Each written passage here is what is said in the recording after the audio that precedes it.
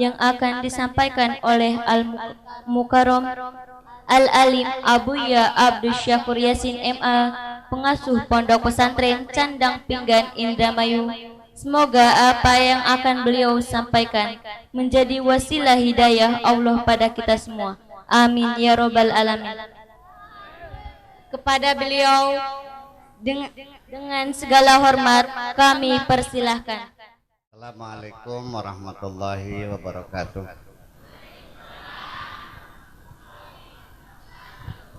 Bismillahirrahmanirrahim. La haula wa la quwwata illa billah.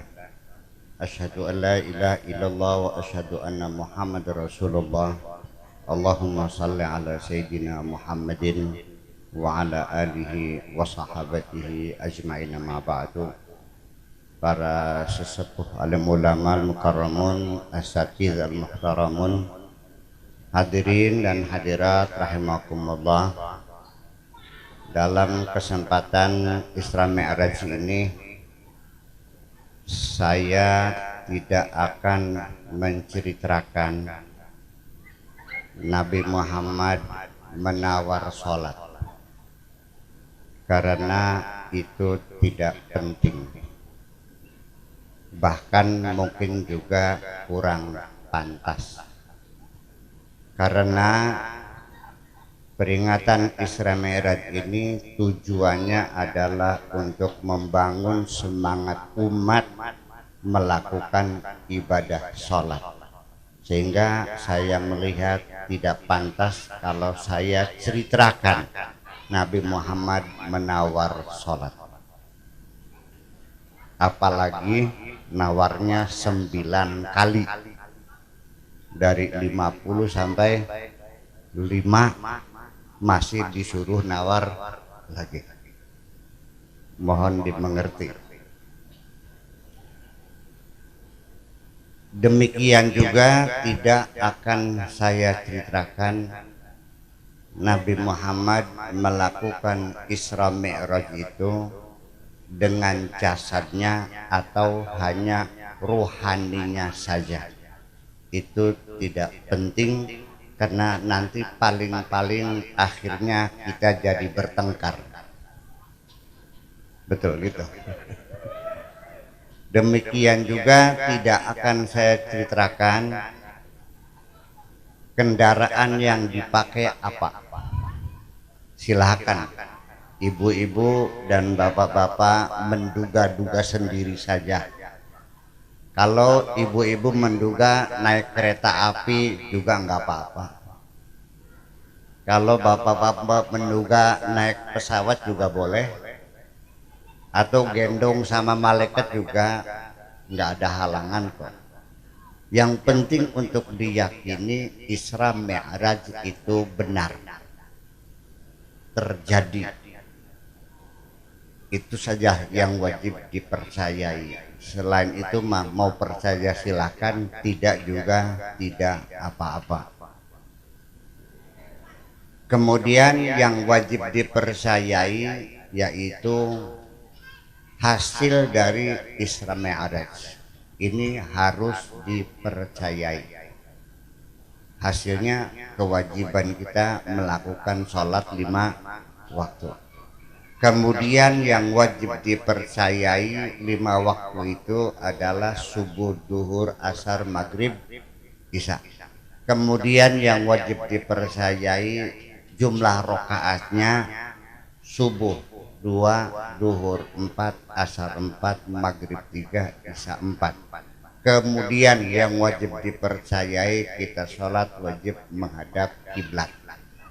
Jadi kalau ada barangkali di sini di Nambo ada orang sholat ngadepnya ngetan, ditajong saja sekalian.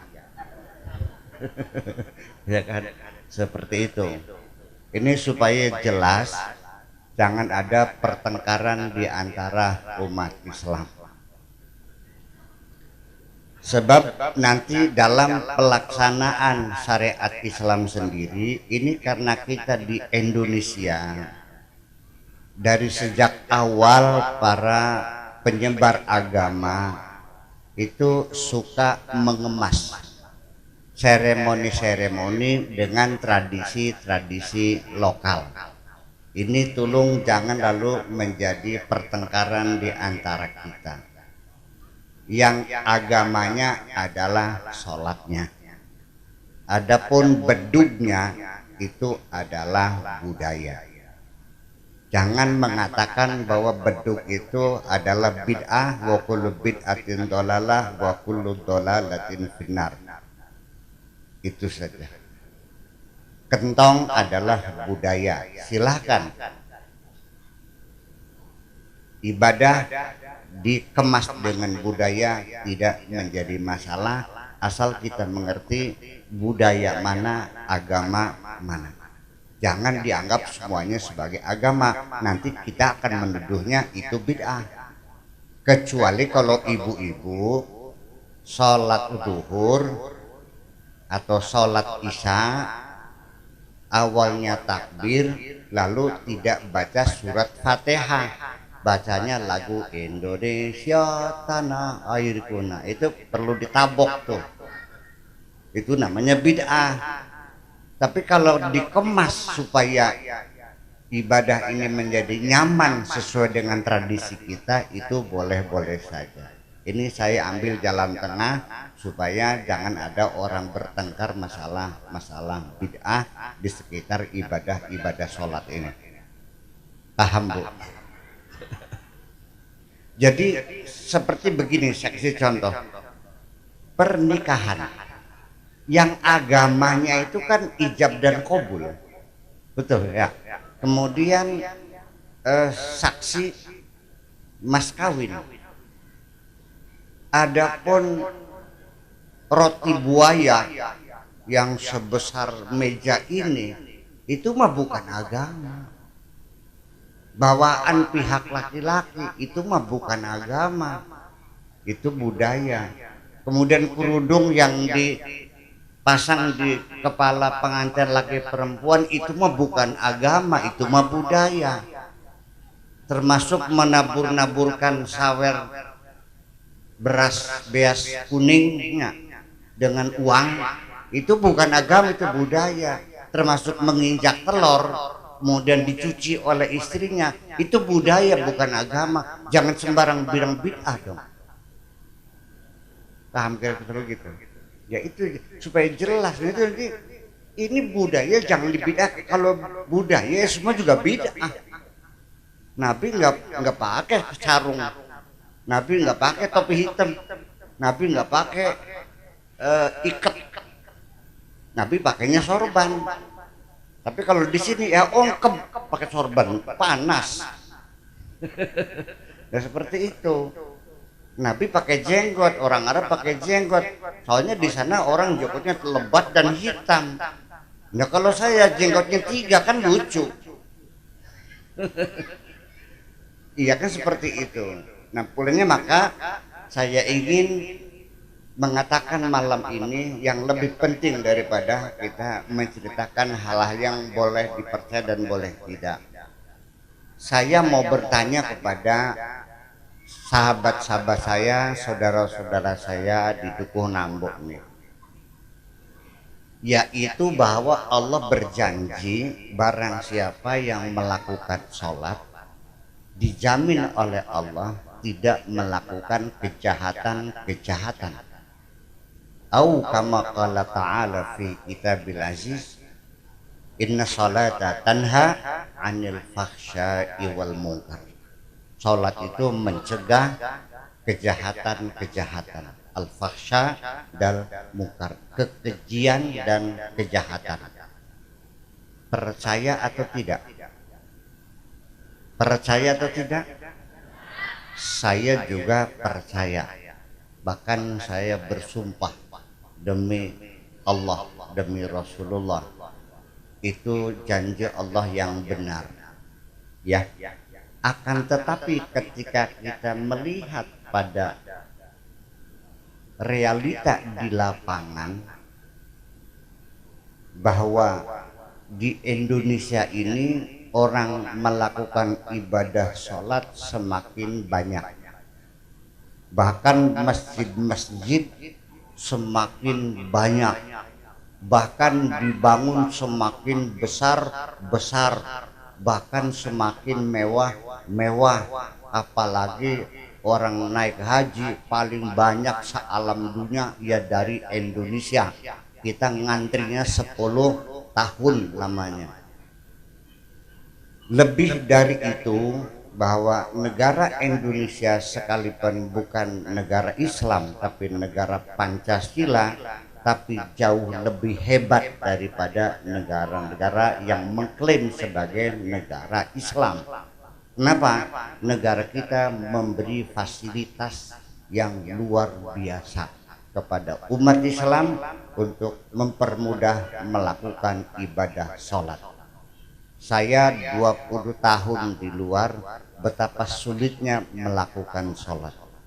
Bukan di negeri, di Eropa, di negeri Arab sendiri juga sulit sholat itu. Sehingga seringkali saya butuh di WC. Sajadahnya pakai koran, tempatnya di bawah tangga. Di Indonesia kita tidak pernah mengalami kesulitan melakukan sholat, malah justru dipermudah. Sok Pak Kuwu sedang rapat, waktu duhur datang, kemudian pas sekdes, permisi Pak, permisi sholat duhur dulu, diizinkan atau tidak? Kalau tidak diizinkan dipecat Pak Kuwu. Itu sudah dijamin oleh Pancasila ini. Jadi nggak usah macam-macam lah, udah Pancasila aja lah. Ya Pak Kuwu ya. Itu sudah nyaman kok. Ya. Nah, itu semuanya kita lihat kenyataan sholat hebat. Janji Allah sholat mencegah kejahatan. Akan tetapi fakta di lapangan ternyata berbeda. Sekarang korupsi semakin gila-gilaan, betul nggak? Togel-togel sudah masuk gang-gang kecil, anak-anak kecil sudah pasang togel sekarang. Bahkan ustadznya juga ada yang pasang togel.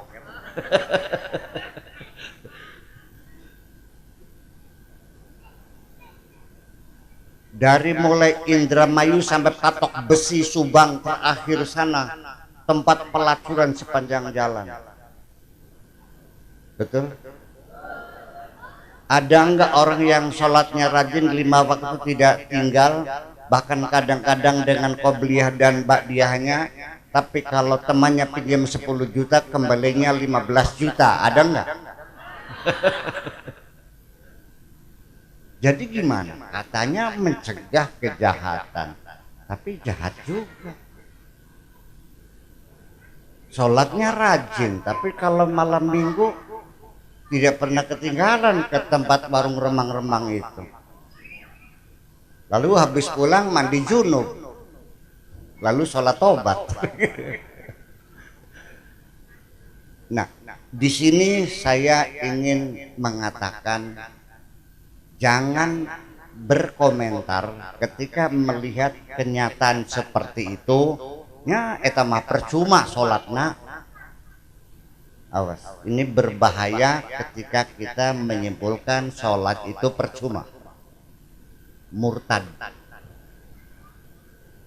Jadi kalau bapak-bapak tidak sholat dasarnya karena malas, hanya kebagian dosa. Tapi kalau mengatakan percuma, murtad. Betul nggak? Nah, makanya di sini saya ingin mengatakan bahwa sholat tidak pernah percuma. Tetap janji Allah, inna sholata tanha anil fahsya'i wal munkar. Di sini saya ingin menjelaskan bahwa ayat Al-Quran tadi jangan diartikan hari ini orang sholat, hari ini orang jadi benar. Bukan begitu artinya. Jadi bisa saja orang hari ini sholat, tapi benernya nanti. Barangkali tahun depan. Kenapa? Karena di sini Allah mengatakan inna sholata, sesungguhnya sholat ikutanha akan mencegah. Fi'il mudhore itu tanha maknanya akan mencegah, bukan hari ini sholat, hari ini dicegah, tidak, tapi akan. Kalau akan bisa besok, bisa lusa, bisa tahun lagi, bisa 10 tahun kemudian, itu pasti. Ibu-ibu sekalian, seringkali orang datang ke rumah saya, khususnya ibu-ibu nih, datang menangis, mengeluh, meminta tolong, intinya minta doa dan minta aurad untuk anaknya yang mogok sekolah, yang tidak menurut sama orang tua, yang ngelawan sama orang tua. Kalau suruh ngaji nggak mau, kalau minta uang maksa, kalau nggak dikasih semua kaca dipecahin semuanya. Ini ibu-ibu yang datang ke rumah saya setiap hari, itu sekitar 10% dari orang yang datang kasusnya adalah orang tua yang tersiksa dengan anak-anak. Ketika mereka minta doa apa untuk anak saya mau nanya dulu. Pertama yang saya tanya, ibu anaknya masih sholat tidak? Ketika jawabannya ya Pak Kiai, kadang-kadang kalau hari Jumat sok mencari peci. Maksudnya apa tuh? Sekalipun dia seminggu sekali dia sholat, saya yakin orang yang sholat masih diberi kesempatan oleh Allah untuk menjadi baik, masih ada jalan untuk menjadi kembali kepada kebenaran. Setahun sekali saya kasih air doa, saya kasih aurad, suruh baca Fatihah 99 kali setiap sholat maghrib, sebutkan ila ruhi ibni, siapa namanya, umpamanya Hasan, fi jasadihi, untuk roh yang ada di dalam jasad anakku Hasan, Al-Fatihah 99. Sebulan, 2 bulan, 3 bulan dia lapor, alhamdulillah anak saya sudah mau sekolah lagi. Itu saya yakin. Tetapi kalau orang itu mengatakan anak saya sudah tidak lagi sholat, saya akan menjawab, punten, saya tidak punya doa untuk orang yang sudah tidak sholat lagi. Sulit untuk terkabulkan. Ini yang saya yakini, bahwa inna sholata tanha itu masih betul. Allah tidak pernah mengingkari janji. Innallaha la yukhliful mi'ad. Allah tidak pernah mengingkari janji. Ibu-ibu sekalian, bahkan ada yang sholatnya setahun sekali, yaitu Idul Fitri.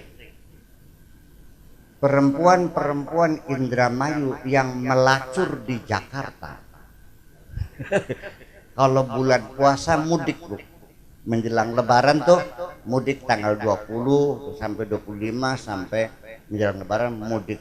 Rambutnya masih dicat merah, roknya pas masih lekbong, nggak pakai kutang, iya kan? Bibirnya masih merah sambil menghisap rokok Marlboro. Tapi dia di hari lebaran itu nenteng bawa sajadah baru dengan mukena baru.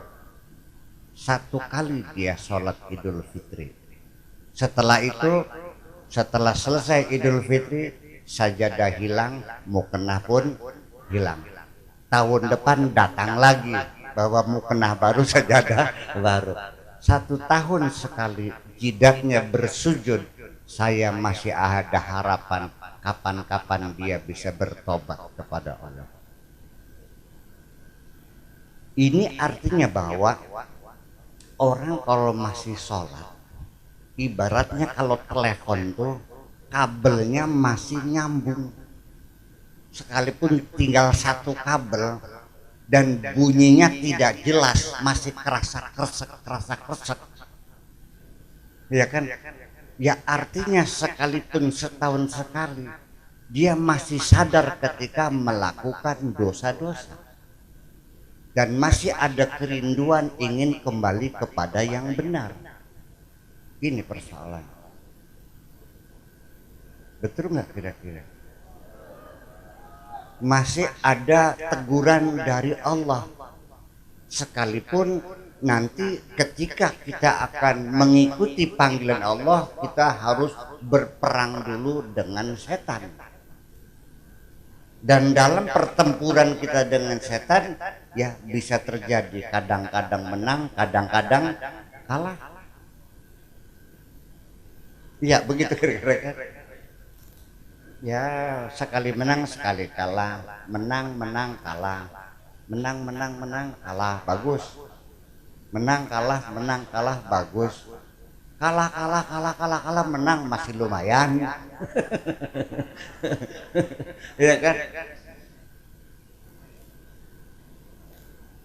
Seorang pelacur yang masih sholat Idul Fitri itu seringkali di malam hari menangis sendirian sambil terlentang di ranjang yang kusut itu, sambil menatap kipas angin yang berputar.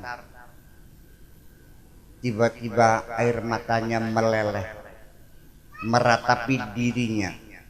Pekerjaan apakah ini sesungguhnya? Kalaupun aku jadi kaya, punya rumah, punya sawah, kalau saya jatuh sakit, apalah artinya?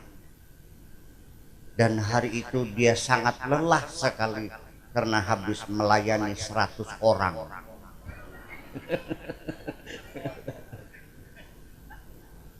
Akhirnya dia bergegas, baju-baju disetrika, koper dibersihkan, siap mau pulang ke Indramayu. Begitu siap mau pulang, setan pun datang. Neng, bade kamana? Bade uih.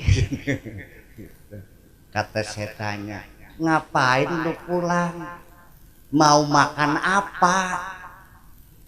Kamu terhempas ke sini karena Pak Haji di kampungmu tidak ada yang peduli kepada kamu.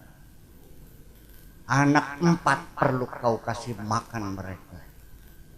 Teruskan nih, nggak usah pulang.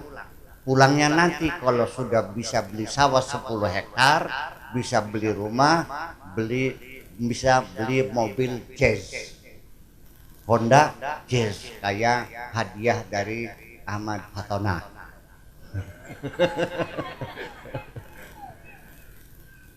Akhirnya Pak nggak jadi pulang. Itulah pertempuran, sering kalah, sering menang. Tapi insya Allah ibu-ibu dan bapak-bapak yang sholatnya 5 waktu lengkap, saya yakin lebih banyak menangnya kok. Hanya saya ingin menyampaikan satu kiat saja. Kalau setan itu tidak mendorong kita hanya berbuat jahat, tapi juga menghalang-halangi kita ketika akan berbuat baik. Untuk itu saya minta, ketika kita ingin berbuat baik, tolong jangan mendengarkan ocehan-ocehan setan. Jangan ngobrol dengan setan dulu. Jangan tawar-menawar dengan setan, sebab nanti bisa-bisa kita tidak jadi berbuat baik. Setan itu liciknya bukan main. Sampai menggoda kita itu menggunakan dalil-dalil fikih. Menggunakan qola ta'ala, qola rasul, sampai kolahnya asad kabeh.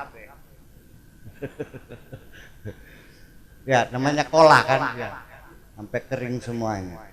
Ketika bapak-bapak, ibu-ibu kedatangan seorang teman yang lagi susah minta bantuan, nggak banyak lah, minta bantuan 2 juta untuk sesuatu yang sangat penting sekali untuk menyambung hidupnya.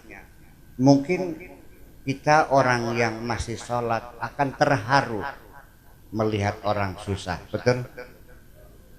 kita sudah tekad bulat akan membantu ngambil uang dari lemari. Setan mentoel pundak kita. Apa itu? Ketika kita menjawab, setan mengatakan apa itu, ini ada teman lagi susah perlu dibantu.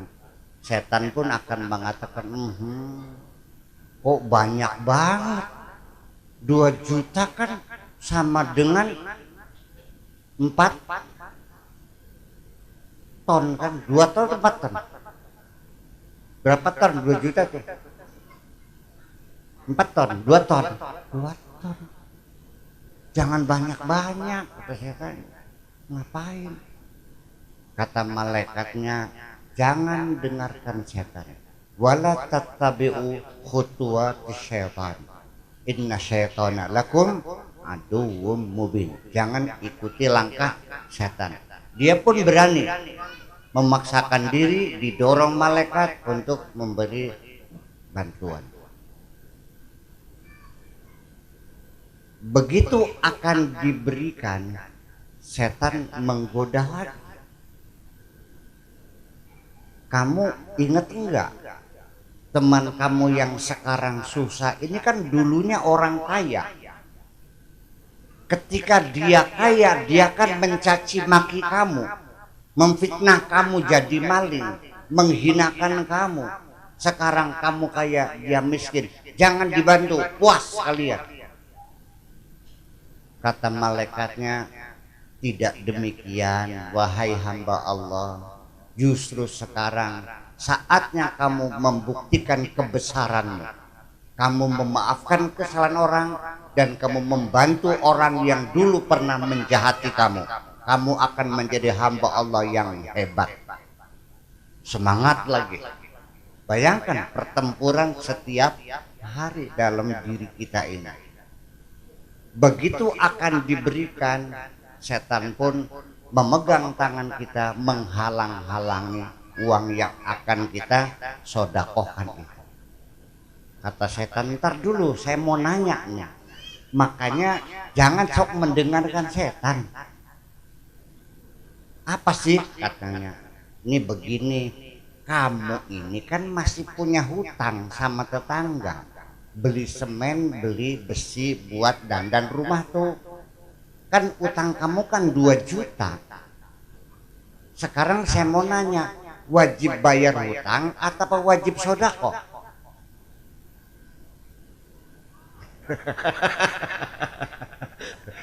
Begitu kita berpihak kepada fikihnya setan, ya wajib bayar utang dong. Ya sudah, ketika itu kita kalah, tidak jadi berbuat baik. Setiap hari kita menghadapi pertempuran di dalam diri kita.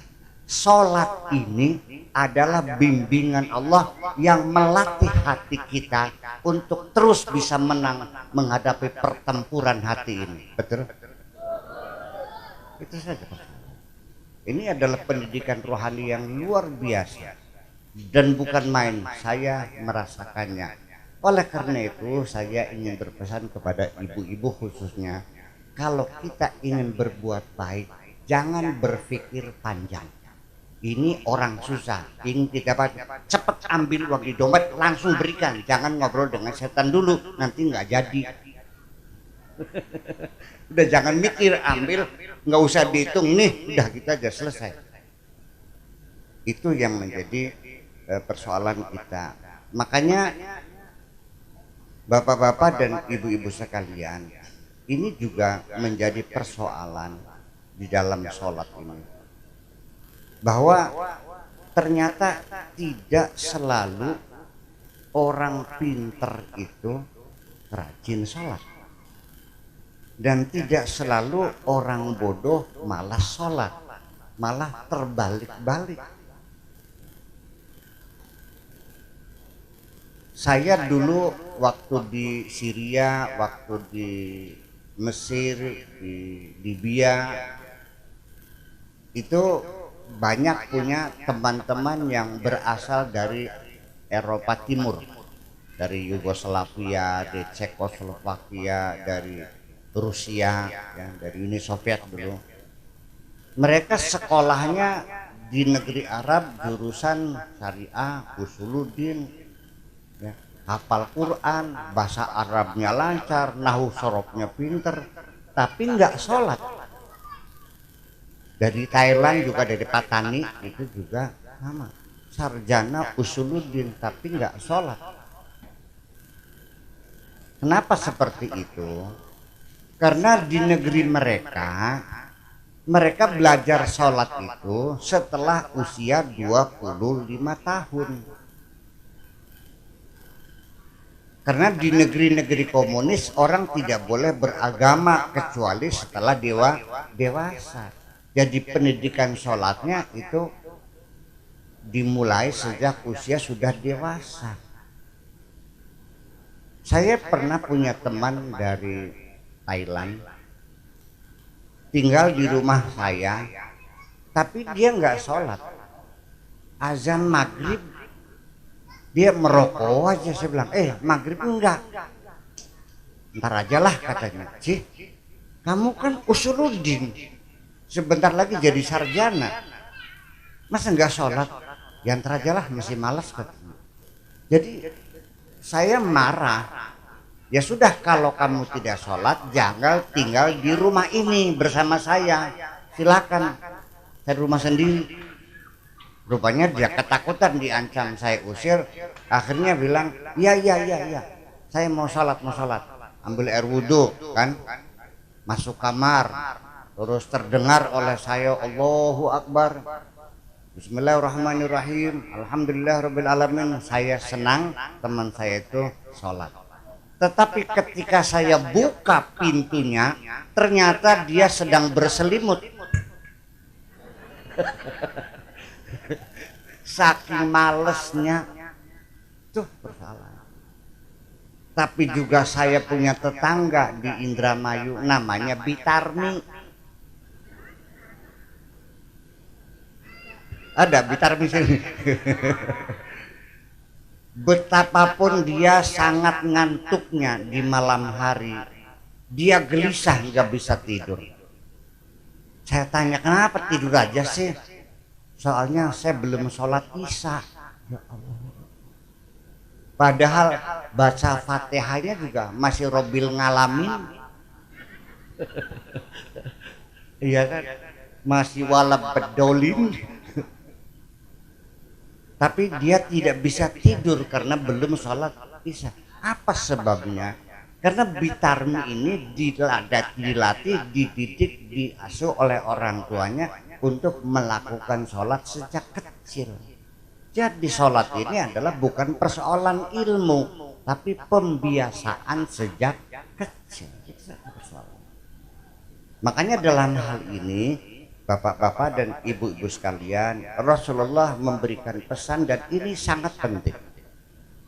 Kata beliau, au kama qala Rasul, alimu auladakum bis salati li sab'in wadribuhum li 'ashrin wa farriqu bainahumul madajah. Yang artinya, alimu auladakum, ajarilah anak-anak kamu bis sholati, supaya melakukan sholat. Itu bedanya. Rasulullah tidak mengatakan alimu auladakum musholata, tapi bis sholati dengan conjunction, dengan harfu jarin ba, bis sholati, bukan dengan sholat maksudnya. Ajari anak-anakmu bis sholati, bukan dengan sholat, artinya dengan melakukannya, bukan hanya hafalan jampe-jampenya saja. Di sini adalah maksud Rasulullah pendidikan normatif, artinya diajari jampi sholat dan juga dibimbing supaya anak itu melakukan sholat. Silakannya di sini di Indonesia ini saya melihat banyak pendidikan itu sifatnya deskriptif. Pendidikan deskriptif itu pendidikan sebatas hanya menyampaikan ilmu, dilakukan atau tidak itu bukan urusan guru. Ini sudah banyak dianut semacam ini, sehingga banyak anak-anak paham jampe sholat tapi nggak sholat juga, karena gurunya hanya mengajarkan jampe sholat. Kadang-kadang gurunya juga nggak sholat nggak apa. Nah ini persoalannya. Sejak kapan anak-anak kita dididik? Lisabain, ketika berusia umur 7 tahun. Wadribuhum li'ashrin, kalau sampai 10 tahun masih malas saja, cubit, jewer. Ya, wadribuhum itu artinya awas. Ini juga para ulama, para ustadz, jangan sampai kita melakukan KDRT lalu beralasan Nabi membolehkan memukul anak. Punten, ini ingin saya jelaskan, karena kalimat wadribuhum li'ashrin biasa diterjemahkan oleh anak-anak santri, pukullah mereka. Kalau sudah umur 10 tahun sholat masih malas, dipukul. Ini adalah satu kekeliruan, bahwa Rasulullah tidak pernah mengajarkan kekerasan. Rasulullah orang yang sangat lembut, apalagi mukul orang. Mengatakan sesuatu yang kira-kira orang tersinggung saja, itu Nabi tidak pernah. Percaya atau tidak, menegur istrinya saja, masaknya terlalu asin, dia mencari momentum yang sangat tepat supaya istrinya jangan tersinggung. Suatu ketika Kanjeng Nabi menyantap masakan istri yang terlalu asin. Beliau diam saja, disantap saja.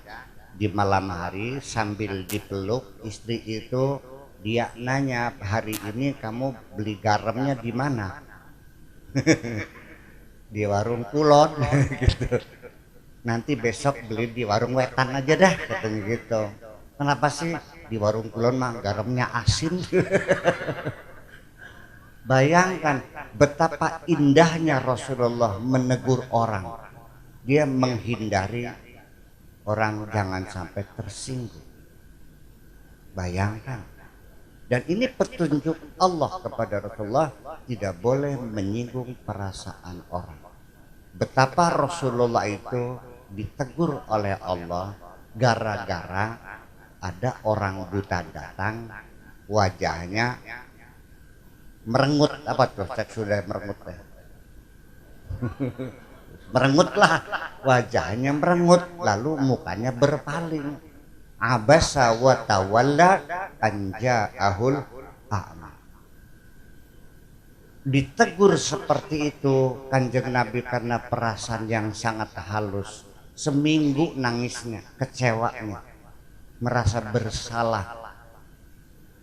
Kalau saya jadi bingung, Kanjeng Nabi menyinggung perasaan siapa? Karena menurut saya orang Kanjeng Nabi nggak pernah menyinggung orang buta itu kok. Kanjeng Nabi mukanya merengut ya. Datang orang buta tuh, wajahnya melengos. Orang buta tersinggung nggak? Tersinggung nggak? Sebabnya nggak tersinggung? Nah, iya. Tapi Allah yang marah kan. Kenapa kamu merengut sama orang buta? Nggak usah. Kan seperti itu. Nah ini maksud saya ingin menjelaskan bahwa wadribuhum itu bukan artian pukul secara fisik sampai babak belur, sampai berdarah-darah, sampai kupingnya potel. Ya enggak juga. Kenapa demikian? Jangan terburu-buru memaknai kata doroba, memukul. Jangan begitu. Sebelum kita memberi makna satu kata, itu kita harus mengumpulkan data selengkapnya. Kata ini maknanya apa saja. Lalu makna mana yang mungkin. Kata doroba itu maknanya ada 200 makna. Semuanya mungkin. Jangan langsung mukul. Ini kenapa? Karena Al-Quran ini menggunakan bahasa kabilah-kabilah. Jadi bahasa Bani Tamim, bahasa Aus, bahasa Khosroj, bahasa Bani Kilab, semuanya diakomodir menjadi bahasa Arab. Seperti begini, Indonesia ketika merdeka tidak membuat bahasa nasionalnya bahasa Indonesia, tetapi mengakomodir bahasa-bahasa suku. Bayangkan, itu pasar begitu. Jadi untuk mengatakan orang pertama bisa aing, bisa abdi, bisa reang, bisa ingsun, iya kan? Orang kedua bisa anjen, bisa sampean, bisa panjenengan, bisa dika, bisa sira, bisa congorira. Ya.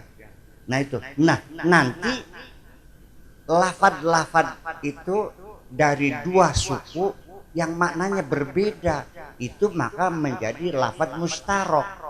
Maknanya banyak karena di qabilah sini maknanya lain. Ini kesalahan para mufassirin, terburu-buru menafsirkan karena tidak meneliti dulu kalimat ini asalnya dari suku mana.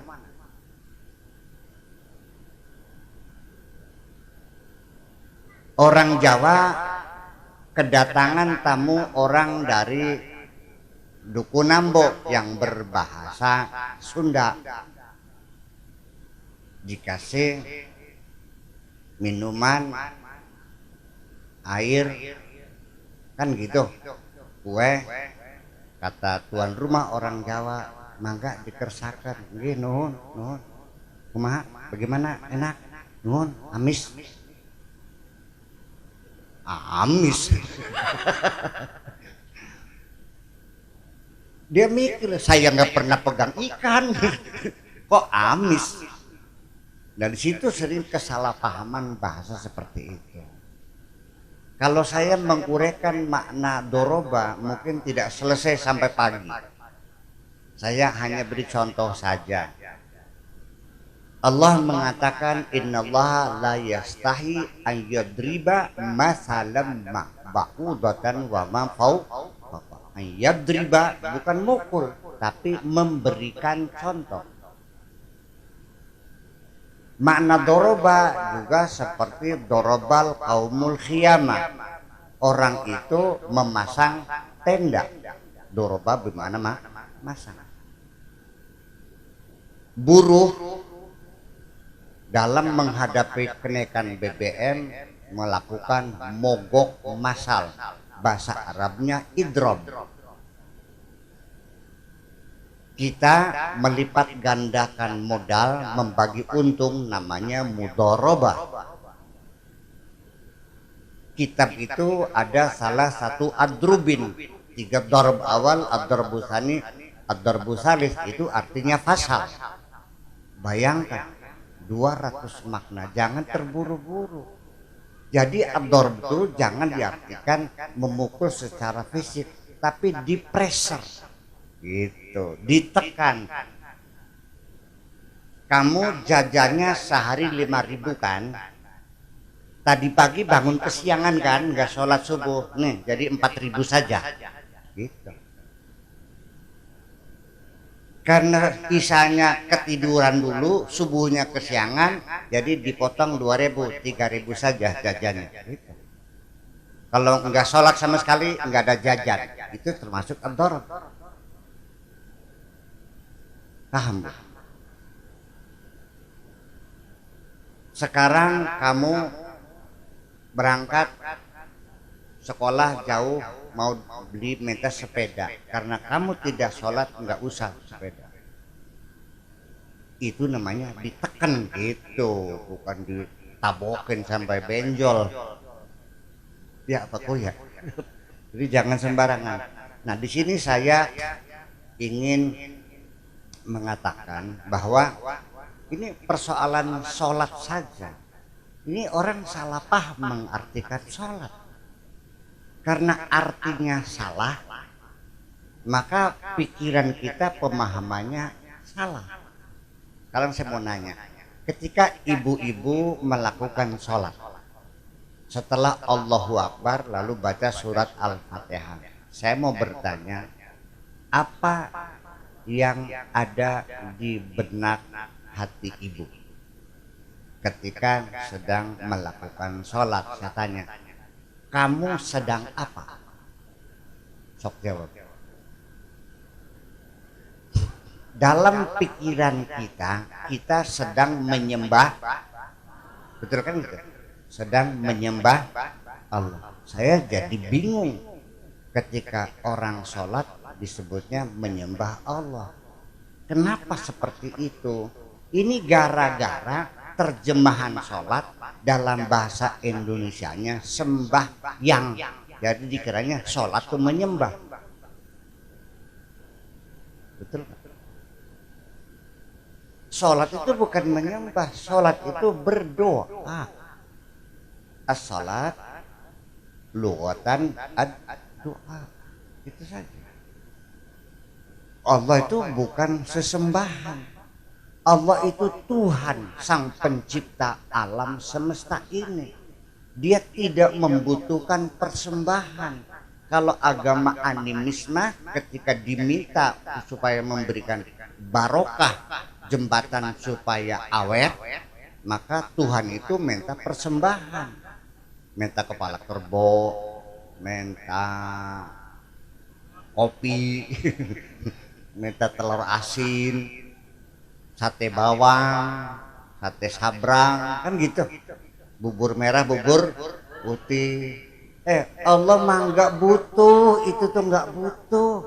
Silakan minta kepadaku, ku beri semuanya, tidak perlu membawa persembahan. Itu persoalannya. Nah, di sini ibu-ibu sekalian sangat menjadi kesulitan. Jadi bisa saja terjadi orang itu sholatnya rajin tapi maksiatnya rajin juga karena dia tidak paham maknanya sholat. Orang Indramayu yang ke Arab Saudi karena tidak mengerti bahasa Arab, seringkali tiap hari ditampar oleh dunungannya. Kenapa? Suruh ngambil pisau, dapatnya gelas.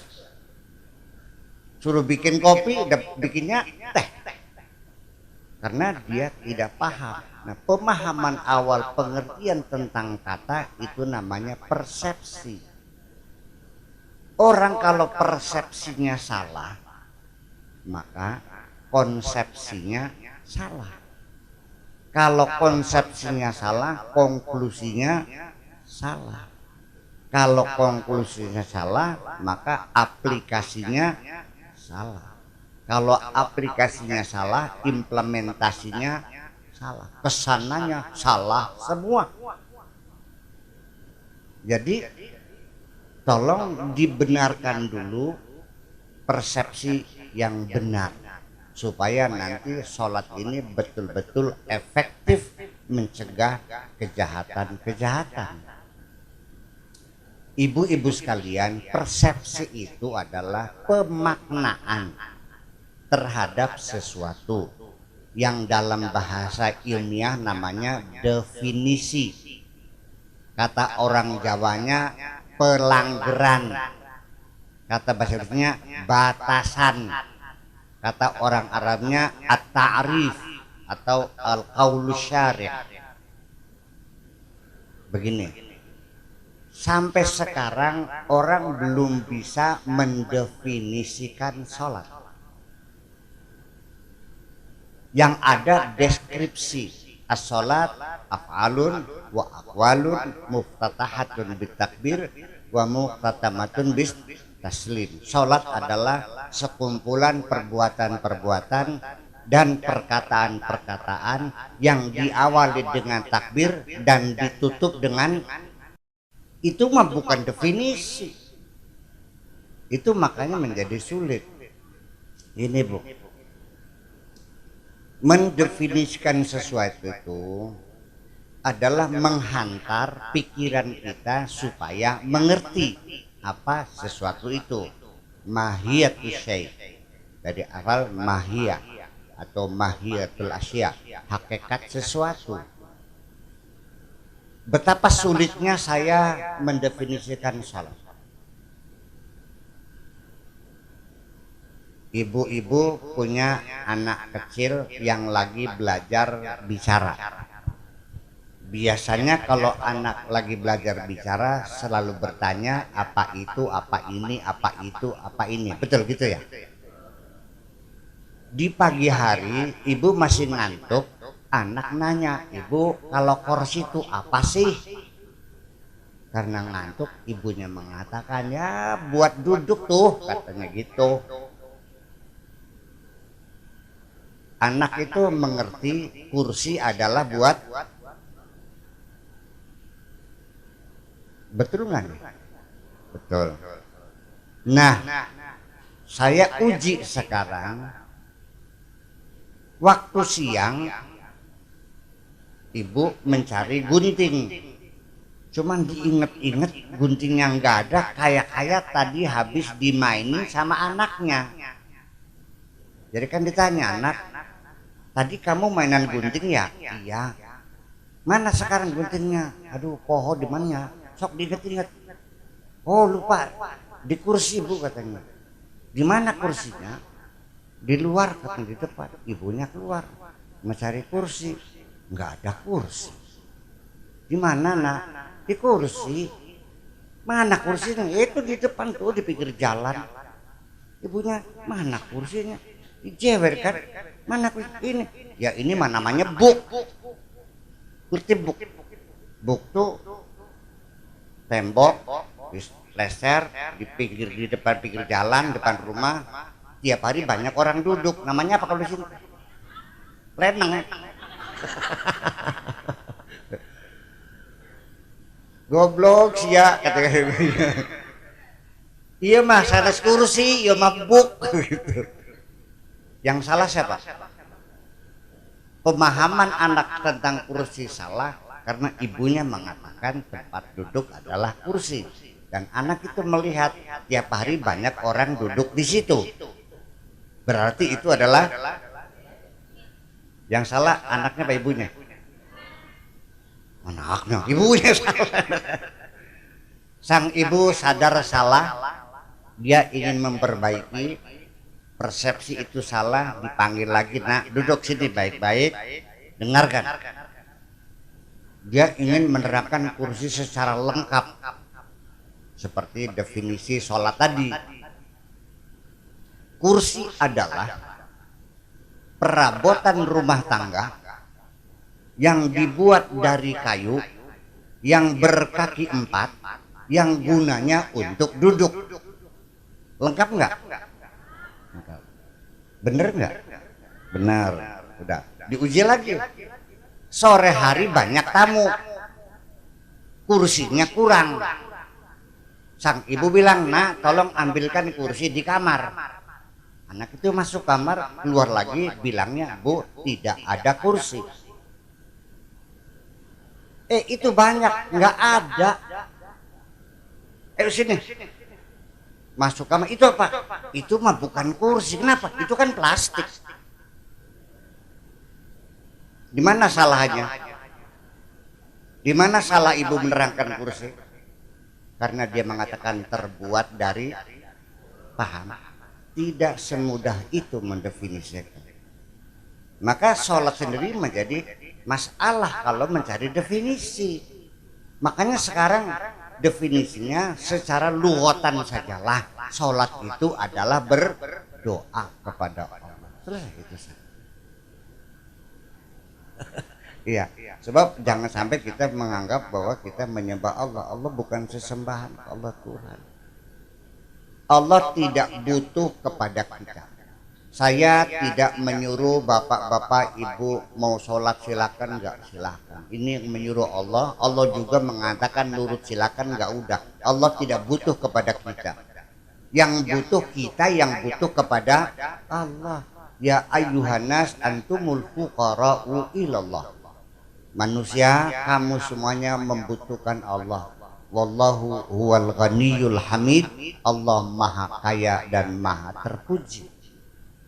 Kalau seandainya orang dukuh nambo nggak ada yang nurut sama Allah, Allah bisa saja menghabisi kita semua, dimatiin semua, lalu Allah bikin makhluk yang baru yang lebih hebat dari kita. Itu Allah. Wa innasya ludhibkum wa nati bi khalqin jadid.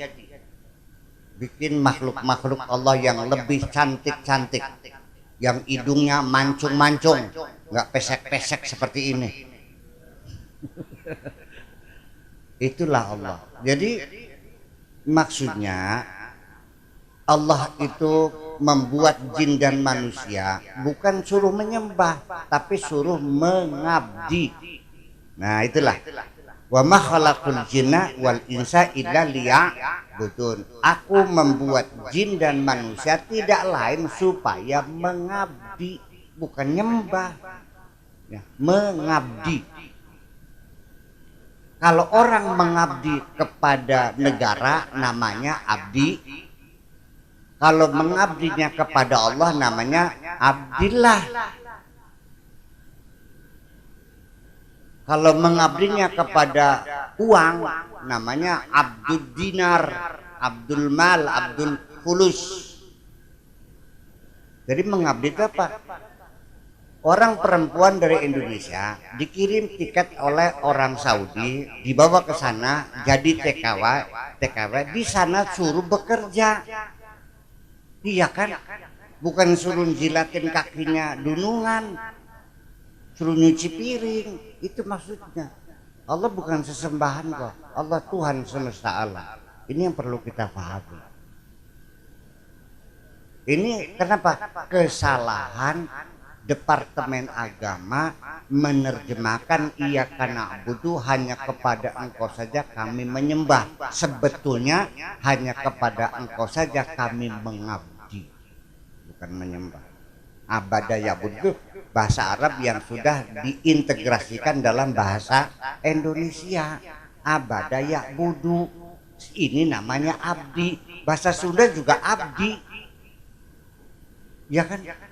Mengabdi, pengabdian bukan penyembahan. Penyembahan beda dengan pengabdian. Itu persoalannya. Jadi Bapak sekalian, yang penting beginilah. Apapun yang terjadi, sekalipun kita melihat orang banyak sholat tapi maksiat semakin banyak, ya, togel merajalela, korupsi merajalela, hidup kita semakin sulit, beli daging saja nggak mampu sekarang mahal gara-gara Ahmad Fatona. Ya dia metafil 5.000 per kilo, bayangkan, jadi kan mahal. Uangnya mah buat sawer,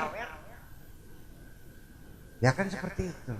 Nah, dalam hal ini sudahlah kita jangan menyalahkan siapapun. Kalau di sini ada kejahatan-kejahatan apakah dan sebagainya, motor sering hilang, pelacuran banyak, judi ada, tidak perlu menyalahkan Pak Bowo, tidak perlu menyalahkan Pak Camat, nggak usah menyalahkan ustad-ustad yang tidak rajin bersilaturahmi dengan masyarakatnya, nggak usah menyalahkan orang tua yang lengah terhadap pendidikan anaknya, nggak usah menyalahkan siapapun. Lebih baik malam ini ketika kita menghadapi kesulitan apapun, secara jujur saja, secara jantan dan gentleman, kita akui saja tanggung jawab sepenuhnya itu adalah kesalahan kita bersama. Sebab nanti pada akhirnya menyalahkan orang lain itu tidak menyelesaikan persoalan, malah justru menambah persoalan. Persoalan tidak selesai, menambah persoalan, kita menjadi bertengkar. Kenapa? Karena tidak ada seorang pun yang mau disalahkan. Betul. Ada di Dukun Nambo yang senang disalahkan. Nah, kita ambil alih kesalahan kita. Daripada kita menyalahkan orang lain, masih mending kita melakukan introspeksi. Jangan dibebankan tanggung jawab kepada paku seluruhnya. Yang pakunya kurang open, kurang perhatian, pakunya nggak pernah datang, nggak usah disalahkan. Ini semuanya adalah kita tanggung jawab semuanya. Karena ibu-ibu sekalian, kalau orang menyalahkan orang lain, berarti dia tidak merasa bersalah. Kalau orang tidak merasa bersalah, sulit untuk bertobat kepada Allah. Betul nggak? Karena bisanya orang bertobat, dia harus mengaku bersalah dulu. Kalau orang menyalahkan orang lain, berarti dia tidak merasa bersalah. Kalau orang tidak merasa bersalah, berarti dia tidak ingin memperbaiki dirinya sendiri. Indah hidup ini kalau tidak salah menyalahkan. Lebih baik kita mengaku bersalah. Ibu-ibu pengen belajar bener gak sih? Jangan suka ngerasa bener. Pak Kewu ingin bener Pak, tadi ngomong bilang pengen bener ya. Bener pengen bener, jangan sok ngaku bener. Sebab kalau orang ngaku bener itu sudah nggak bener.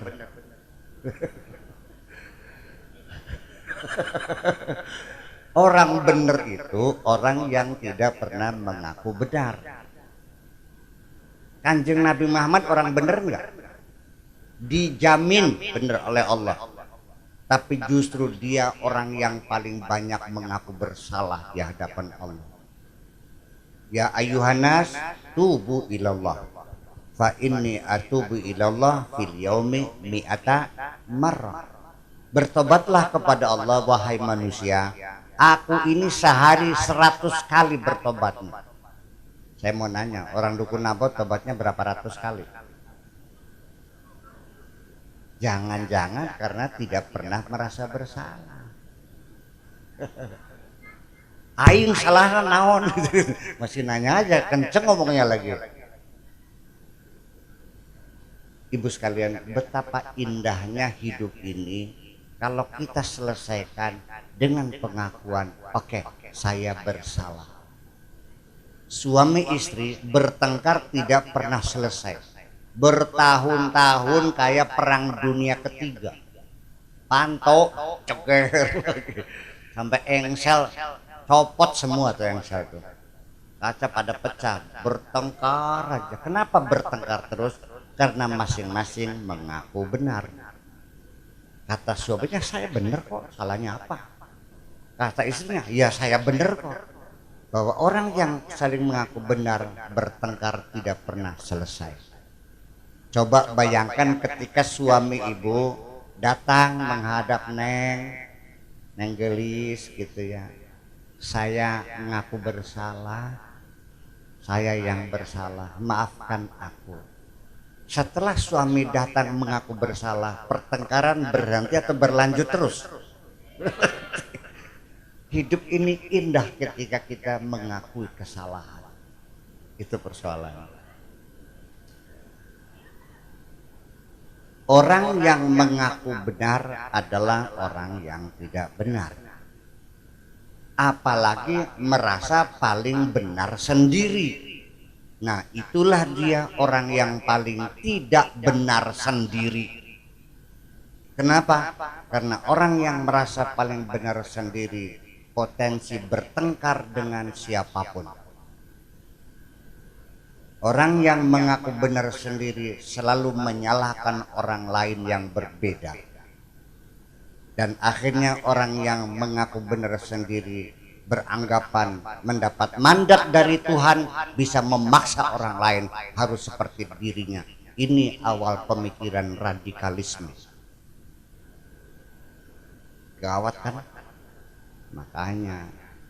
Makanya dalam beragama nih, tolong jangan merasa paling benar sendiri. Nantinya membid'ah-bid'ahkan orang lain, mengkafir-kafirkan orang lain, menyesat-nyesatkan orang lain, itu saja.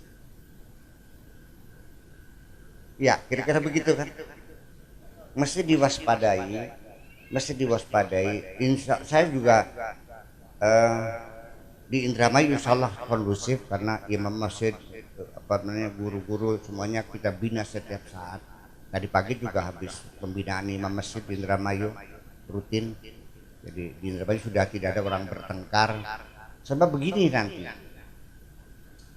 perbedaan pendapat itu sah-sah saja dalam beragama. Karena Allah memberikan peluang kita untuk berbeda.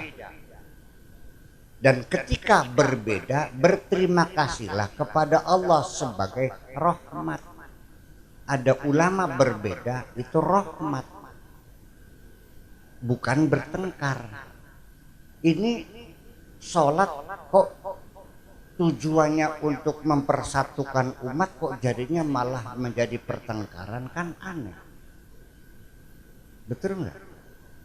Saya ingin membuktikan bahwa maqasidus syar'i, tujuan sholat itu untuk mempersatukan umat kok, bukan memecah belah umat.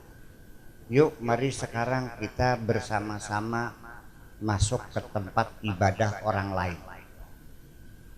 Ya, apa yang terjadi di sana? Orang kalau sembahyang itu duduk, lalu ada meja, lalu tangannya sedekap, di depannya ada piano, terus ada air yang diciprat-cipratkan, lalu nyanyi bersama, ya kan?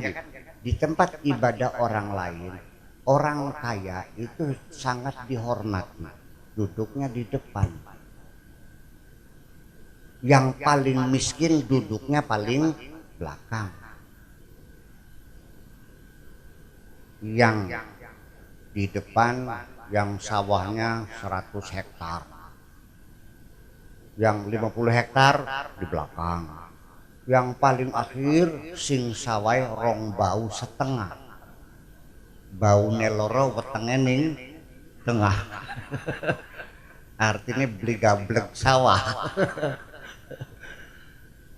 Yang di sebelah kanan pejabat-pejabat tinggi, bupati, ya, bawahannya sekda, asda, kabak, kasubag, dan paku, paling akhir, lebih akhir lagi sana, petek belek sana paling akhir sekali. Itu di hadapan Tuhan mereka dibeda-bedakan kaya dan miskin. Sekarang saya mau nanya, ketika bapak-bapak masuk masjid, adakah orang kaya dihormati duduk di depan? Apakah pejabat di depan? Enggak. Aturan yang ada, yang datangnya dulu duduknya di depan, yang datangnya terlambat duduknya di, itu aturan. Karena tujuan sholat ini pembauran sosial, supaya orang kaya bertemu dengan orang miskin, pejabat dekat dengan rakyat. Iya kan? Andai kan Pak Kewu nyumbang nih, ada pelebaran jalan ke masjid, Pak Kewu nyumbang 500 juta umpamanya. Amin. Terus beliau booking tempat nih di depan mimbar untuk saya. Boleh nggak? Ini 500 juta, tapi di depan mimbar khusus untuk saya, orang lain tidak boleh. Boleh gitu? Nggak boleh. Karena masjid ini bukan untuk membeda-bedakan pejabat dan rakyat, untuk pembauran. Jadi sekalipun yang datang itu Bupati Brebes, siapa namanya? Pak Endang. Oh, orang perempuan. Waduh, jangan contoh perempuan deh, nggak sholat Jumat ini mah. Umpamakan seorang gubernur Jawa Tengah yang baru menang nih, datang ke sini sholat, tapi datangnya telat. Boleh nggak ajudannya menyingkirkan orang, suruh minggir? Nggak boleh. Salah siapa? Kenapa kamu datang terlambat? Silakan duduk di belakang. Tersinggung nggak gubernur, bupati duduk di belakang? Tidak. Kenapa tidak? Karena bupati, gubernur, pejabat siapapun ketika masuk masjid secara psikologis dia lupa dengan jabatan. Dia hanya ingat aku adalah hamba Allah yang sama dengan yang lain. Indah banget sholat itu sebenarnya. Di depan bupati ada tukang macul namanya Mankadim. Kakinya belah-belah karena nginjek-nginjek tegalan setiap hari. Mankadim juga cuek aja. Dia nggak melihat jabatan, dia juga hamba Allah juga. Cuek aja. Iya kan? Lebih dari itu coba bayangkan ibu sekalian, ketika mereka bersujud, bayangkan ubun-ubunnya bupati nih, apa nggak di bawah telapak kakinya Mang Kadim? Mungkin saja seorang bupati dia tidak ingat sebagai bupati, dia menganggap sama seperti Mang Kadim, tetapi mungkin ada sedikit perasaan pakewuh kata orang Jawa, kurang enak lah. Akhirnya malah kakinya kelasat pelosot malah nginjek kepalanya bupati. Sampai topinya jatuh. Saya bertanya ketika selesai sholat, assalamualaikum, bupati mencari topi yang jatuh, marah nggak sama Man Kadim? Enggak. Malah dia menegurnya sambil tertawa terbahak-bahak, sialan loh, kepala bupati gue injek juga. Sangat bersahabat sekali. Itu yang ingin saya harapkan sekali, yang saya tidak mengerti kenapa di dalam masjid kita sangat bersahabat, kita merasa sama, tapi kenapa begitu keluar masjid kasta-kasta muncul lagi. Itulah. Jadi saya kira itu penghayatan sholat kembali kepada persepsi tadi, bahwa sholat bukan karena Allah butuh kepada kita, karena Allah mencintai kita. Itu persoalannya. Jadi jangan-jangan ini ibadah-ibadah yang kita lakukan ini jangan-jangan terjebak dalam seremoni yang konsepsinya, yang substansinya tidak pernah tersentuh. Malah akhirnya gara-gara sholat orang jadi bertengkar hanya karena beda, ini usoli, ini tidak. Karena imamnya tidak usoli, langsung DKM ketok palu, besok kamu berhenti jadi imam. Hanya karena imamnya itu baca kunut, langsung SK berhenti gara-gara kunut. Lalu akhirnya bikin masjid lagi seberang jalan, membrannya dicorongkan ke masjid lawan, sholat Jumat wadan-wadanan. Ini terjadi sehari-hari. Mengapa demikian?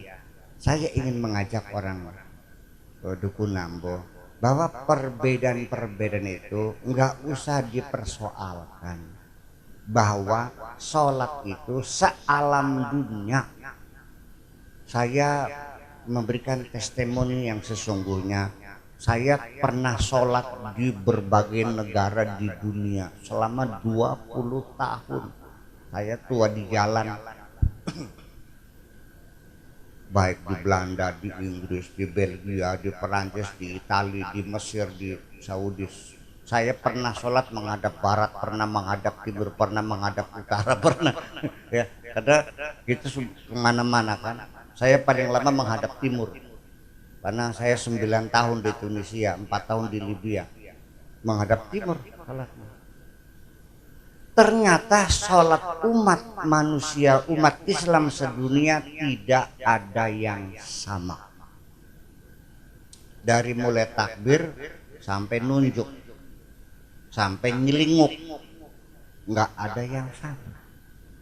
Sok bayangkan, ada yang takbirnya Allahu Akbar di atas kepala, ada yang Allahu Akbar jempolnya di atas telinga, ada yang Allahu Akbar di bawah telinga, ada yang Allahu Akbar di atas pundak, ada Allahu Akbar yang jelkipak, ada yang Allahu Akbar digoyang-goyang, ada ada Pak ada sih, berbeda semuanya, ada yang gini-gini ada.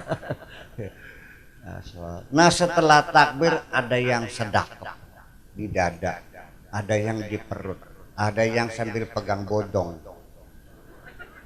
Tau bodong? Pusar yang nonjol itu namanya bodong. Ada lagi yang pegang kantong takut copet gitu. Biarkan berbeda, perbedaan itu indah bagi saya. Sampai bacaan Fatihah, ada yang baca basmalah, ada yang tidak. Ada yang bacanya pelan, ada yang bacanya keras, malah ada yang tidak baca Fatihah, langsung baca surat saja. Wa idza qumtum ila sholati faqra'u ma tayassara minal Qur'an. Baca yang paling ringan. Sampai nunjuk saja ada yang asyhadu alla ilaha illallah wa asyhadu anna Muhammadar Rasulullah, turun lagi. Ada yang asyhadu alla ilaha illallah, baru ngecacung gitu, ngacung. Begitu asyhadu anna Muhammadar, turun lagi. Ada yang asyhadu alla ilaha illallah wa asyhadu anna Muhammadar Rasulullah, terus sampai hamidum majid, sampai nengok masih ngacung aja. Ada. Ada lagi asyhadu alla ilaha illallah digoyang-goyang gini, ada lagi. Biarkan berbeda, jangan menyalahkan orang. Nah, yang jadi pertanyaan, kenapa sholat kita berbeda-beda? Saya jawab malam ini, karena Nabi Muhammad tidak pernah melakukan penyeragaman sholat. Nabi Muhammad tidak melakukan pelatihan baris berbaris kayak tentara, tidak. Nabi ditanya bagaimana sholat, sallu kama ra'aitumuni usalli, lihat saja saya bagaimana saya sholat. Kalau saya ngecacung kamu ngecacung, saya rebah kamu rebah, saya nyungsep kamu nyungsep, saya menoleh kamu, selesai. Jadi Nabi itu nggak rewel. Kenapa? Karena khawatir kalau diseragamkan nantinya merepotkan kita. Itu saja. Coba bayangkan kalau Nabi Muhammad menyeragamkan bahwa kalau menghadap kiblat harus lurus, tidak boleh melenceng sedikit pun. Susah nggak? Bajunya hari Sabtu putih, hari Minggu merah, hari Senin kuning, repot nggak?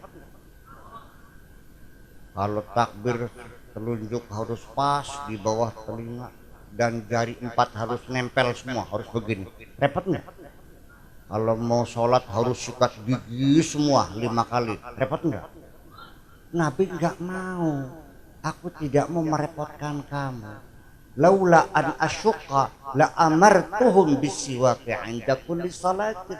Kalau tidak merepotkan kamu, kusuruh kamu siwak setiap sholat, harus sikat gigi. Itu artinya kenapa? Biar dilepas supaya sholat ini bisa diimplementasikan, bisa diaplikasikan di mana saja dan oleh siapa saja dan kapan saja. Dikasih nikmat kok jadi bertengkar, bodoh banget sih kamu nih. Nggak usah, biarkan. Nah, sehingga yang terjadi adalah pertengkaran. Kalau ada orang bertengkar itu pasti dua-duanya tidak paham. Dua-duanya tidak paham. Di sini saya ingin berikan contoh kepada bapak-bapak dan ibu-ibu, mudah-mudahan di Brebes pertengkaran bab sholat bisa dikurangi lah. Kalau dihilangkan sulit juga sih, minimal dikurangi. Saya nggak tahu di sini terjadi pertengkaran nggak? Ada. nggak ada di sini, nggak ada. Kalau di Brebes dah. Nanti terawih juga ada yang 8, ada yang 20 kan, ada yang ada yang enggak, kan bertengkar itu. Begini,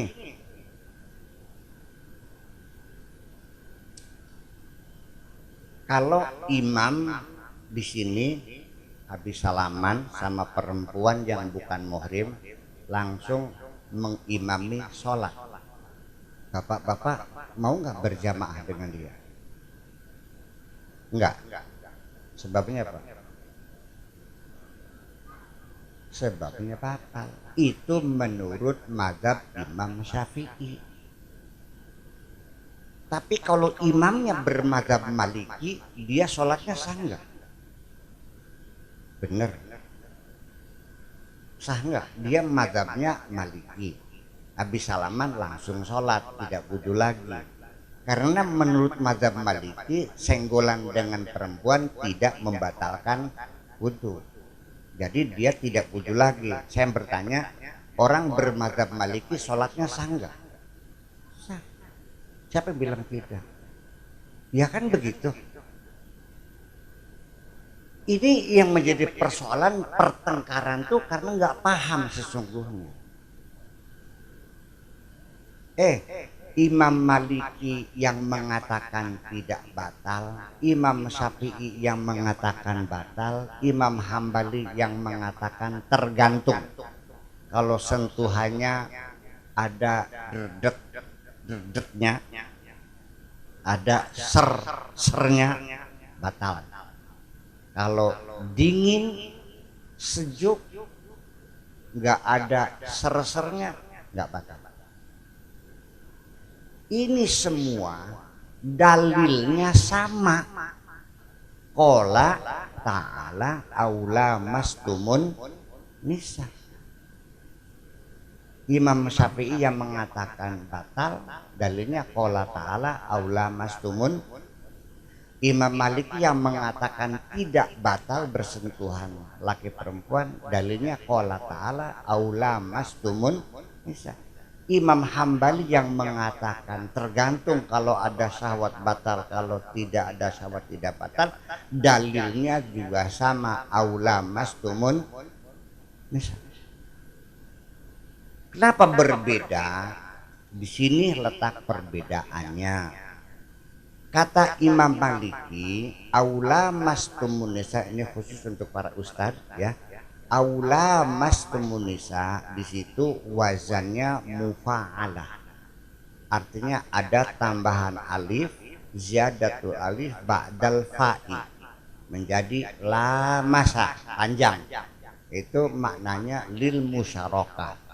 Bahasa kitanya saling. Jadi yang membatalkan wudu itu saling menyentuh. Perempuan pegang laki-laki, laki-lakinya pegang perempuan. Terus yang satu meremes yang lain, yang satu ngeremes juga, yang satu ngerogoh, yang satu ngerogoh juga. Itu kata Imam Malik. Sedangkan kata Imam Syafi'i, sekalipun wazannya mufa'alah yabqa ala maknahu tsulasil mujarrad, tetap maknanya menyentuh, tidak mesti bersentuhan. Karena dalam bahasa Arab banyak fa'ala maknanya tidak musyarakah. Seperti barokallah. Barokallah itu bukan memberkahi kamu memberkahi Tuhan, Tuhan memberkahi kamu, tidak, tapi Tuhan memberkahi kamu. Qatalahumullah. Sedangkan Imam Hambali itu dia ngantongin dua hadis. Hadis pertama, Nabi mencium istrinya langsung sholat. Hadis kedua, Nabi mencium istrinya wudhu lagi. Kesimpulannya ada dua ciuman yang kualitasnya berbeda. Ada ciuman bersahwat, ada ciuman yang tidak Jadi perbedaannya adalah dari sisi tinjauan ilmu sorof. Ilmu sorof itu agama bukan, kan budaya. Berarti kalau bertengkar ya yang nggak benar, itu pesan budaya kok. Qala ta'alanya agama, hasil penafsirannya adalah budaya. Kenapa? Hasil pikiran orang namanya budaya. Nggak usah bertengkar. Bisa nggak kira-kira nggak usah bertengkar? Bisa, harus bisa. Dan dulu nggak ada orang bertengkar kok dalam sholat. Nah, makanya ibu sekalian, yang penting hari ini paling penting sekali bahwa kesimpulannya bahwa sholat itu adalah hotline, kabelnya hangat panas, selalu nyambung berkomunikasi dengan Allah supaya selalu mendapat bimbingan. Makanya yang sering telepon Gusti Allah, tahu nggak nomor teleponnya? 24434.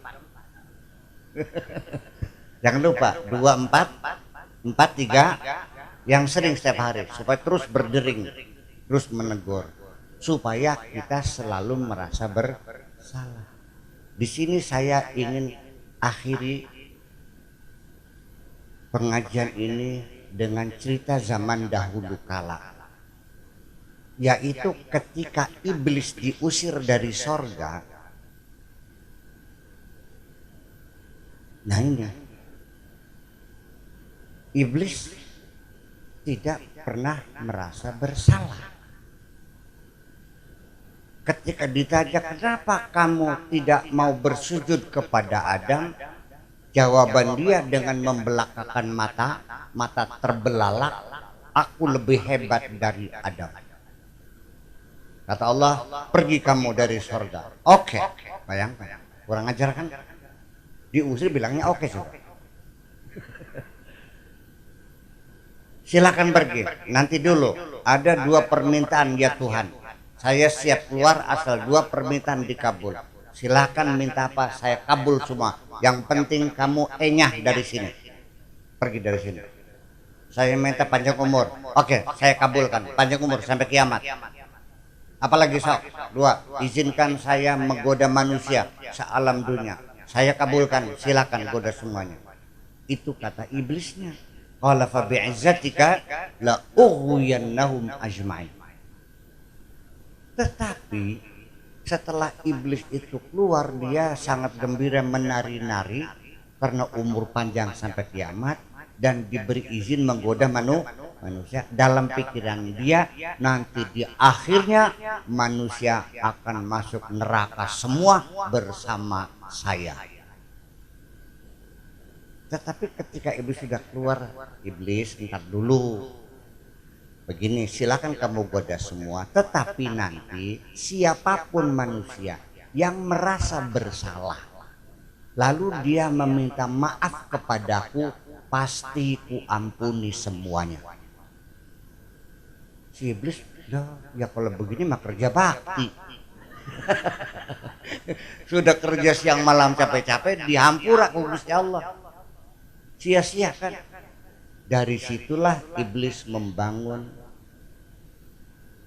strategi baru. Dari mana saya tahu iblis itu membangun strategi baru? Ternyata di alam manusia, kalau bilang gara-gara sia ya teh gagal teh, gara-gara kamu nih, semua tersinggung. Tapi kalau manusia ini gara-gara godaan setan, setannya nggak marah, malah dia ketawa. Dari situ saya mulai belajar dari setan. Sampai mas, ibu-ibu jangan belajar dari setan ya. Boleh nanti kalau sudah kuat jiwanya boleh, kalau belum jangan nanti kesambet. Nabi Sulaiman boleh karena dia sudah kuat. Makanya Al-Quran mengatakan wattaba'u ma tatlu syayatin wa ala mulki Sulaiman wa ma kafara Sulaimanu walakinna syayatina kafaru. Sekalipun Sulaiman belajar dari setan, yang kafir tetap setan. Sulaiman mah enggak kafir. Kan begitu. Saya belajar begini sana. Kamu kok disalah-salahin orang kok enggak marah? Enggak. Aneh saya bilang. Di alam manusia mah orang disalahkan marah. Kamu kenapa nggak marah? Saya sendiri awalnya merasa kasihan juga sama setan. Bayangkan dipersalahkan manusia sealam dunia, babak belur nggak tuh Bu? dipersalahkan oleh manusia sealam dunia. Setiap kita maksiat, begitu sadar, aduh gara-gara setan lagi, gara-gara setan, godaan setan lagi. Ketika saya membantu iblis, saya setan, perlukah Anda kuberi bantuan advokasi? Gak usah. Sebabnya nggak perlu. Sebabnya nggak perlu. Saya suka dipersalahkan. Nah, di sini artinya bahwa strategi setan pada akhirnya pengakuan bersalah, merasa bersalah. Jadi, ketika setan menggoda kita dan kita melakukan maksiat, kita melacur, kita judi, kita mabuk, itu belum final. Itu baru S1, belum S2. Kalau kita telah maksiat, membunuh, melacur dan sebagainya, setan belum gembira karena belum selesai. Kenapa? Nanti kalau dia sadar, diampuni oleh Allah, percuma. Makanya tahapan berikutnya dia terus menggoda supaya kita melakukan kemaksiatannya berulang-ulang. Kalau sudah berulang-ulang, perhatikan, siapapun yang melakukan kesalahan berulang-ulang, lama-lama kita tidak lagi merasa bersalah. Nah, kalau sudah kita tidak merasa bersalah, kita ijazahnya itu diberi oleh setan S2. Sudah tidak merasa bersalah. Sudah selesai? Belum. Orang bersalah belum selesai. Sampai orang tidak merasa bersalah pun belum selesai. Terus dididik lagi, dikuliahkan lagi, ditatar lagi, ya, diseminarkan lagi, sampai nanti ujungnya orang bangga dengan dosa-dosa. S3 tuh. Kalau kita S1, S2, S3 ya.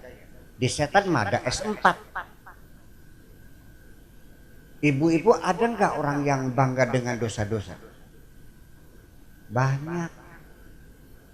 Kalau dulu maling, garong, uangnya disimpan di pendil, disimpan di hutan, ya, dikubur, karena belum ada berangkas, belum ada bank.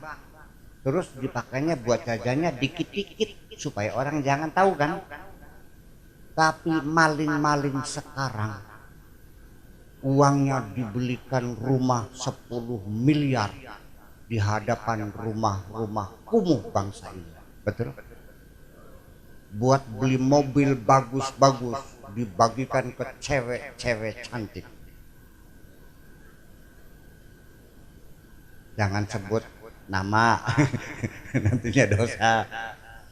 Ya. Bahkan sampai buat naik haji lagi, buat naik umroh, hasil mencuri dipamerkan. Itu artinya sudah bangga dengan dosa-dosa. Itu berarti ijazah dari setannya sudah S3. Kalau di sini mah doktor gitu. Sudah selesai? Belum selesai. Orang-orang yang sudah bangga dengan dosa-dosa diseleksi lagi, dikuliahkan lagi. Kalau lulus langsung diberi sertifikat khusus, namanya S4 persekutuan. Artinya dinobatkan menjadi setan. Dan itulah namanya setan ini manusia, ini setan, dipersatukan. Jadi kalau begini namanya manusia, kalau dibalik namanya setan.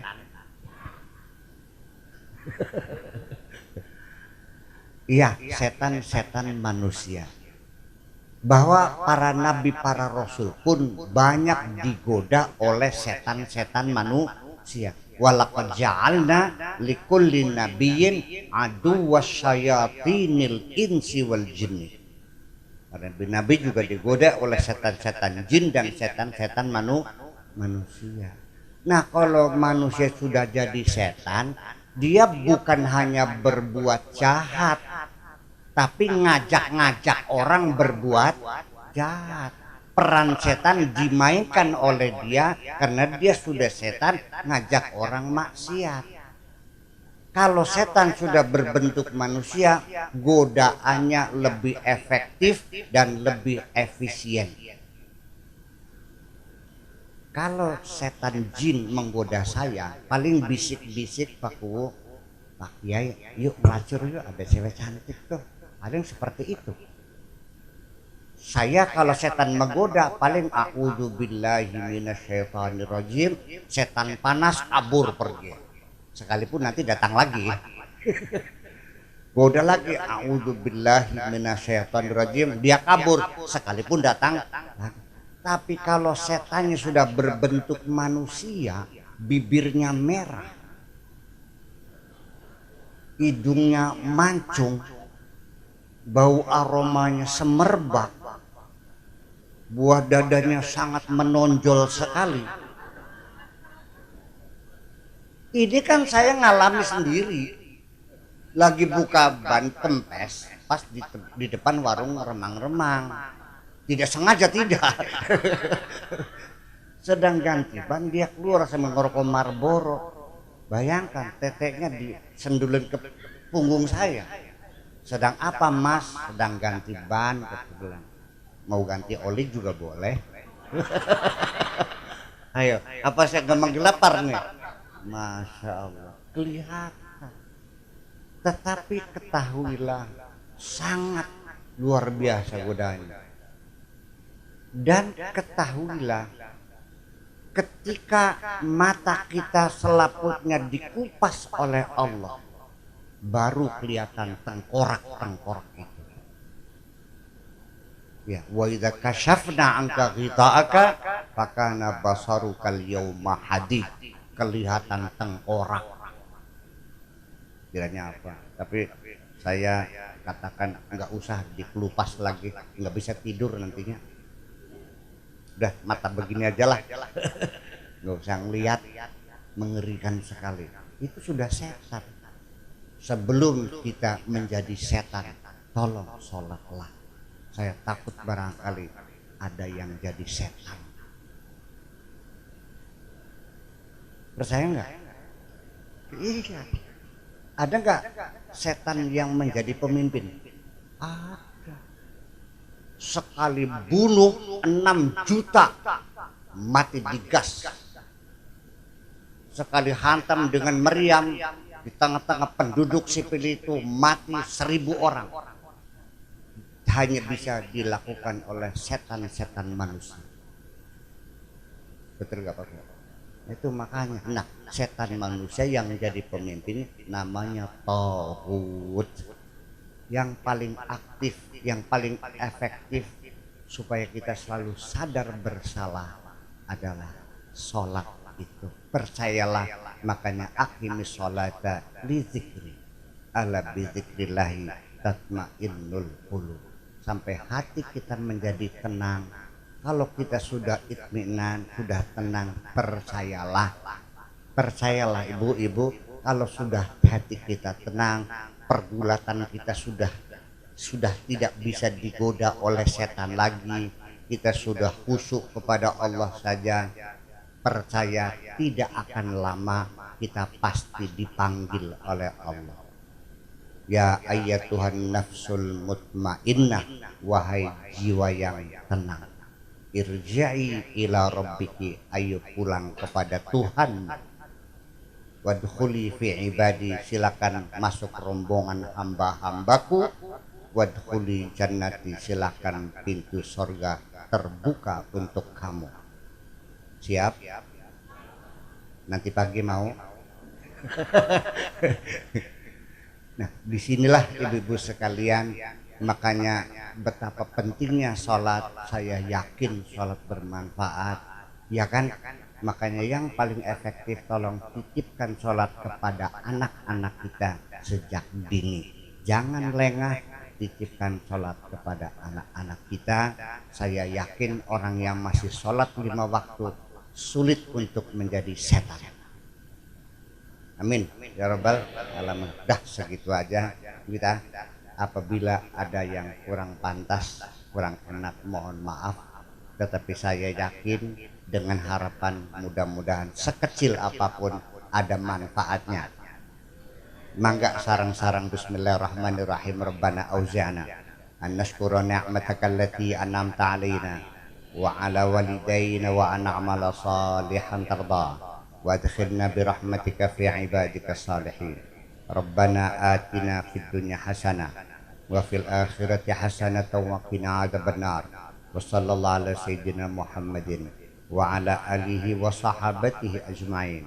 Subhana rabbika rabbil izzati amma yasifun wa salamun alal mursalin walhamdulillahi rabbil alamin. Assalamualaikum warahmatullahi wabarakatuh.